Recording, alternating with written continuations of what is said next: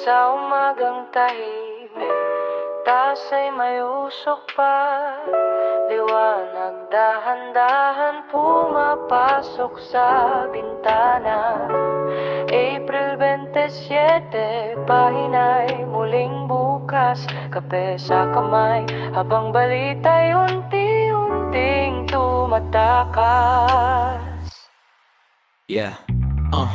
Sa Kongreso, muling pinagtibay ang budget realignment talks para tiyakin na ang pondo itutugon sa urgent public needs at gaps. Health at education, binigyang dagdag na pansin dahil sa lumalaking demand ng serbisyo sa bawat komunidad natin. Ang administrasyon ni Pangulong Bongbong Marcos patuloy ang pag-focus sa infrastructure push. Hindi lang kalsada kundi digital backbone ng bansa para mas mapabilis ang serbisyo at mas maabot ang masa. Sa West Philippine Sea, nananatiling mainit ang usapan. Coast Guard patrols, pinapalakas ang presensya sa karagatan. Hindi man laging headline ang bawat galaw, pero mahalaga sa soberanya at seguridad ng ating bayan. Sa local governance may push sa transparency reforms, mas malinaw na procurement, mas bukas na reports para sa karaniwang Pilipino. Ibig sabihin nito'y mas counting red tape, mas mabilis na serbisyo. Kape at balita, dahan-dahang dumadaloy parang musika ng umaga na hindi nagmamadali. Sa bawat kwento may dahilan, sa bawat dahilan may taong pinanghahawakan. Sa ulat ng BSP, inflation expectations nananatiling steady. Bagamat may pressure sa presyo ng pagkain, hindi pa critical manageable.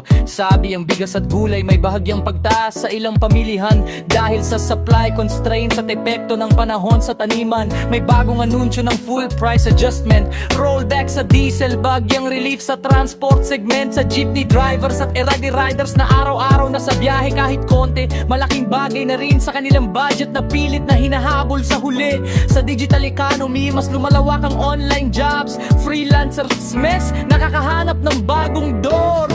Government programs nagbibigay ng training at access para mas maraming Pilipino ang makasabay sa global digital process. Sa merkado, investors nananatiling maingat. Global uncertainty patuloy na nakaambang tahimik, pero sa loob ng bansa may sign ng resilience. Unti-unting pagangat sa gitna ng unpredictable na experience.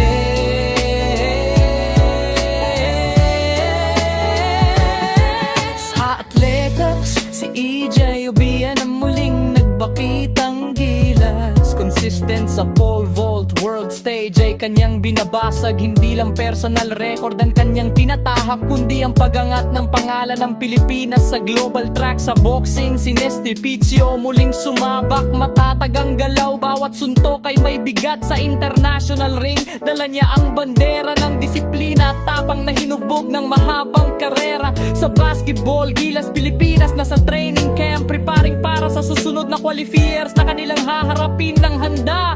Hindi madali ang laban sa international scene, pero bawat ensayo hakbang palapit sa pangarap na wind.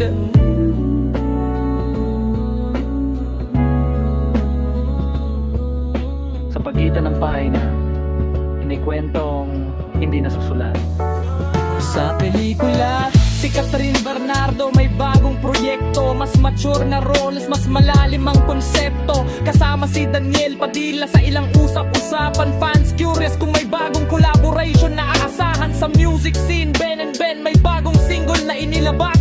Kwento ng pag-ibig at paghilom na madaling tumagos sa damdamin ng lahat. Habang ang SB19 patuloy ang global reach. Concert tours at streaming charts, patunay ng kanilang niche. Sa T3 at streaming platforms, mas dumari ang origin ng content.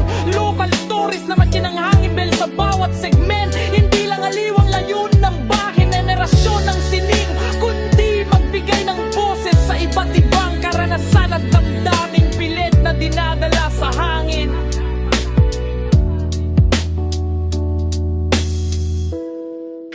Heyon sa pag-asa, Istelis, patuloy ang epekto.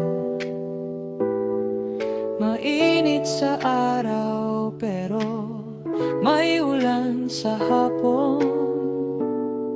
Ganito ang kwento. Sa Visayas at Mindanao may localized thunderstorms. Bigla ang buhos kasabay ng hangin may konting storms. May LPA na binabantayan sa silangan ng bansa. Hindi pa sigurado ang direksyon, pero patuloy ang pagmonitor nila. Walang bagyo sa loob ng Tarsa ngayon, pero paalala, lagi pa rin mag-inanda sa panahon. Sa truck kagabi, nung rong lumabas ay ganito. Sa Busex Trans Talent, Yuri 5 Trans, di parang sir de paripento. May ipi pero may kwento. May isang maswerteng buhay ang nagbago, habang ang iba hawak ang tiket. Umaasang bukas ay kanila naman ang pagkakatao. Sa dulo ng tasa may natitirang init, parang balita kahit lumipas, may bakas na pilit. April 27, pahina'y muling sasara, pero bukas ulit, kapit kwento'y babalik sa